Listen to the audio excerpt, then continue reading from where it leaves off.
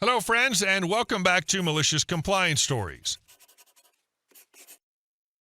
This one's about a temp who was punished for doing too good of a job. Management told them not to fix problems, so they obeyed and made sure every single mistake became someone else's problem. But before we begin, best way to support our channel is to leave comments, like, and subscribe with the turned-on bell so you don't miss the new video every single day. Here we go. When management shoots itself in the foot. I'm a temp at my current job, but this isn't my first rodeo. I got plenty of experience doing this exact type of work, order fulfillment. I know the systems, I know the workflow, and I know how to spot and fix mistakes before they turn into bigger problems. Last week, one of the full-time employees called in sick and couldn't do their job. Normally, that wouldn't be a big deal. Someone would step in and cover for them. But management, in their infinite wisdom, decided that day to staff one of the two lines entirely with temps.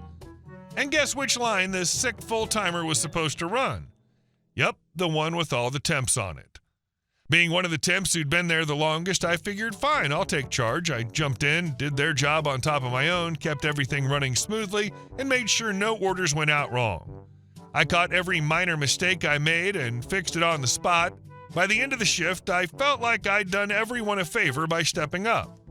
The next day, the full-timer was back, but I figured they probably still weren't feeling 100%, so I kept helping out. I thought I was being considerate, easing them back into the workflow. Big mistake. Mid-shift, I got pulled aside by the very person I was helping and absolutely chewed out. They told me loudly and in no uncertain terms to mind my own business and stick to my lane. I was floored, but that wasn't the end of it. Later that same day, management pulled me aside and doubled down. Their exact words, "You do what's assigned to you and nothing else. Leave stuff like this to the full-time people." I asked them why, genuinely curious, and the answer, "You're a temp. Temps make mistakes. We don't want to risk more mistakes." You're obviously stupid because you're not permanent, so don't touch anything you weren't explicitly told to touch. Fine. You don't want me to fix problems? You want me to act like I'm incapable of critical thinking? Cool. So I stopped doing anything outside of my exact assignment. If someone was in the wrong place, instead of quickly fixing it and moving on, I stopped what I was doing and waited until a full-timer came by so I could point it out. If a bin went empty, I didn't refill it. I just stood there until someone came over and asked why I wasn't working.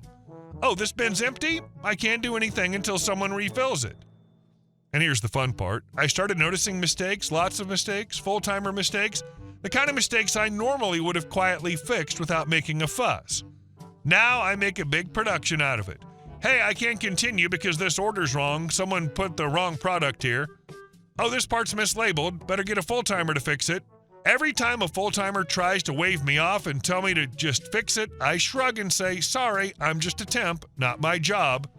The looks on their faces are priceless. Suddenly, they're realizing just how much quiet, invisible work I'd been doing to keep things running smoothly. Suddenly, they're having to stop their own work to fix problems they didn't even know existed. It's amazing how quickly the production line grinds to a halt when I follow their instructions to the letter. If they just appreciated the initiative I showed and let me keep doing my job and doing it well, none of this would be happening. But if they want a brainless, do what you're told temp, that's exactly what they're going to get. And every time they have to come running over to fix something that I could have fixed in 10 seconds flat, I just smile and think, "You told me to do nothing else, so I won't."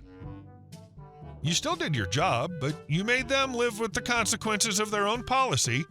Suddenly, all that quiet, invisible labor you'd been doing was very visible and very disruptive once you stopped doing it. And our second story. Karen at PetSmart. You're not the boss of me. 2 months ago, I went into PetSmart for dog food, crickets, and a tank thermometer for my boyfriend's gecko. I just grabbed some freeze-dried worms since they were out of small crickets, but it seemed unlikely to the worker that large crickets would have been fine for some reason. Anyways, I'm walking down the aisle, and this older lady, probably 40 to 50 years old, and what seemed like maybe her older son, or maybe it was a different type of relationship, but it seemed as though it could only be familial, came up to me and said, "Excuse me, do you know where the fishnets are?" Now, I understand that by answering her, I may have let on that I did work there, but I couldn't ignore her because I knew the general area, so I said, I think in the next aisle. She thanked me and left to the other aisle. I was picking out a thermometer that wasn't going to break the bank, and I was walking toward the dog food, but kind of taking my sweet time as I was enjoying the time alone.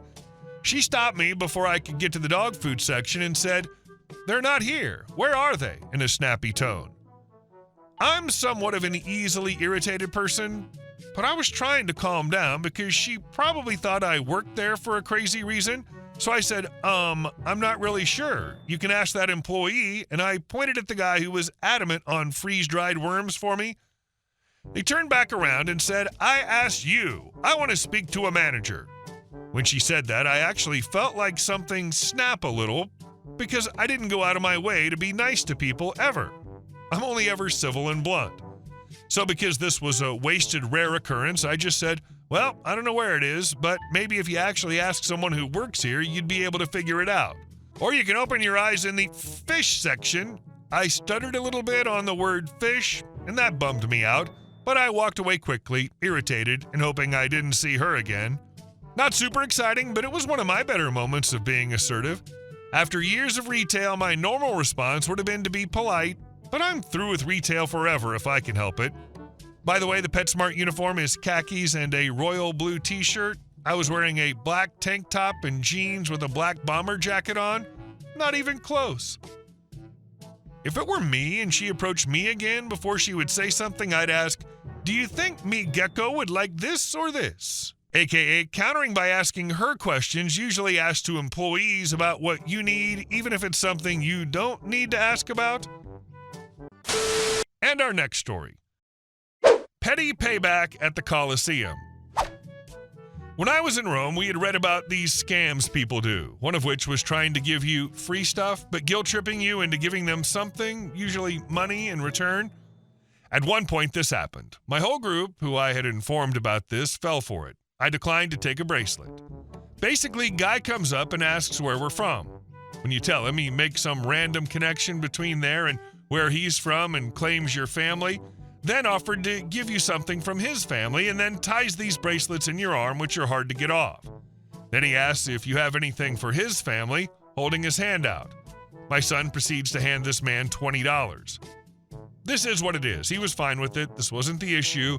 This was just me having seen this scam in process, and now I was aware of how it worked in more detail.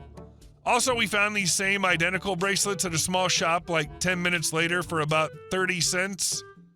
So the next day, I'm by myself walking by the Colosseum, and one of these guys asks me where I'm from.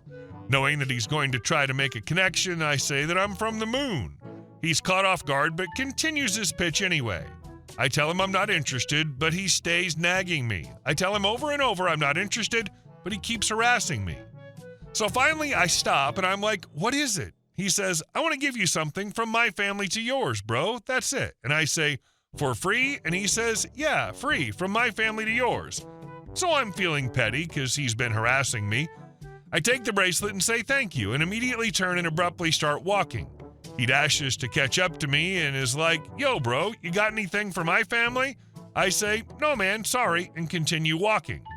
He then grabs me by the shoulder and looks me dead in the eye and says, give it back. And I'm like, what? He says, give it back. Again, more stern. The sales pitch nice guy voice is no more. So I was like, this bracelet? Which I was holding and not wearing, and he holds out his hand. I say, this is mine. You gave it to me. He says, no, it's not free. I then reminded him he said specifically free from his family. He then tries to cut me off as I'm about to cross the street. He starts swearing at me. So I take his bracelet and huck it down a 20-foot drop, the ground level of the area outside the Colosseum. He could still go get it, but he'd have to walk all the way around the ramp and far away from me. He then starts swearing at me, F you, over and over. Then he hawks like he's gonna spit on me, and I tell him that's a very bad idea. Finally, he turns and walks away. I would have bought some of those 30-cent bracelets, and when he tries to give you one, you pull one out and say, from my family to you. Now, do you have something for my family? And hold out your hand for some money. And our last story. She tried to take my wheelchair and found out why that's a very bad idea. This just happened a few days ago, and I'm still processing how insane it was. For context, 2 things you should know. 6 months ago, I lost both of my legs below the knee due to complications from diabetes. Adjusting to life in a wheelchair hasn't been easy. Not physically, not emotionally, and definitely not when dealing with the occasional entitled stranger. Second, I have legally carried a firearm for years. I'm licensed, trained, and I know many of the local police officers personally because I often go to the range. That detail's important for what comes next. My son and I were at Walmart, Wally World as I like to call it, picking up some groceries. He'd taken the cart to grab a few things, and I was just rolling through the aisle, minding my own business, when this very large, very loud woman stormed up to me. "I need your wheelchair," she barked. I blinked, confused. No, this is my wheelchair." She scowled. "I need it more than you." I stared at her, completely taken aback, and finally said, "Lady, I don't care what you want. I have no legs." Then I wheeled away, thinking that would be the end of it. It wasn't. 5 minutes later, I hear her screaming at me from across the store, "You stole my chair!" People were staring. I turned to face her. "What are you talking about? This is my chair. There's literally a custom-painted picture of Ace Frehley on the back of it. You think I stole it and had time to paint my childhood idol on it too?" She ignored me, stomped closer, and before I could do anything, she shoved me out of my own chair. I hit the floor hard, completely stunned, as she climbed into my wheelchair and wheeled herself away like she'd just won a prize. Everything turned into chaos. My son came sprinting down the aisle, looking ready to throw hands. Store employees ran over to help me up, and someone shouted to call the cops. The police arrived within minutes. Officers Jack and Maria, both of whom I know well from the range. Their faces went pale when they saw me sitting on the floor. "What happened?" Jack asked urgently. I explained everything, pointing out the direction the woman had gone. When they found her, she was still sitting in my chair, loudly claiming that I had stolen it from her. She was red-faced, screaming about how she deserved it and accusing me of faking my disability to get sympathy. They wheeled her back over to me so I could ID my property. "That's my chair," I said, pointing to the custom artwork on the backrest and the small custom holster attached to the side. That holster is designed to look like a phone and tablet pouch, but is actually a secure concealed carry holster made by a friend of mine specifically for my wheelchair. My firearm was still inside. Maria glanced at the holster, then back at the woman. "Ma'am, what's in that pouch?" "It's my phone and my coupons," the woman snapped. "Okay," Maria said calmly. "If this chair is yours, can you open it and show us?" The woman hesitated, then crossed her arms. "No." Maria's tone sharpened. "Ma'am, open it now." She grumbled and finally popped it open. The second she saw what was inside, her eyes went wide as dinner plates. Jack immediately stepped forward. "Ma'am, you're under arrest for assault and felony theft of a firearm." The woman absolutely lost it, kicking, screaming, calling everyone names as they cuffed her and read her rights. Security escorted her out while she shrieked about how unfair it was. Maria crouched next to me, her tone softening. "Are you okay?" "Yeah," I said, rubbing my shoulder. "Just glad my son didn't get here before you did." "Honestly," Jack said with a shake of his head, "this might be the dumbest thing I've ever seen someone do in this store." Walmart's management gave me a voucher for new clothes since my shirt was filthy from hitting the floor. My son and I finished shopping and got out of there as quickly as we could. I later learned that not only was she charged with assault and felony theft, but because she tampered with a legally secured firearm, her charges could carry actual prison time.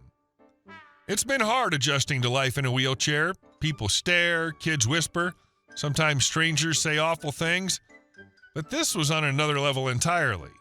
At least this time, Karma was fast and she got wheeled out in handcuffs in front of everyone.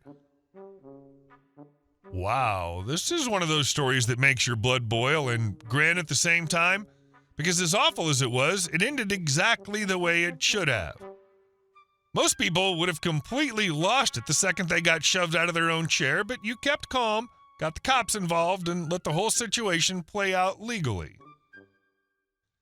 Hey guys, thank you all for watching the video. I'll see you in the next one.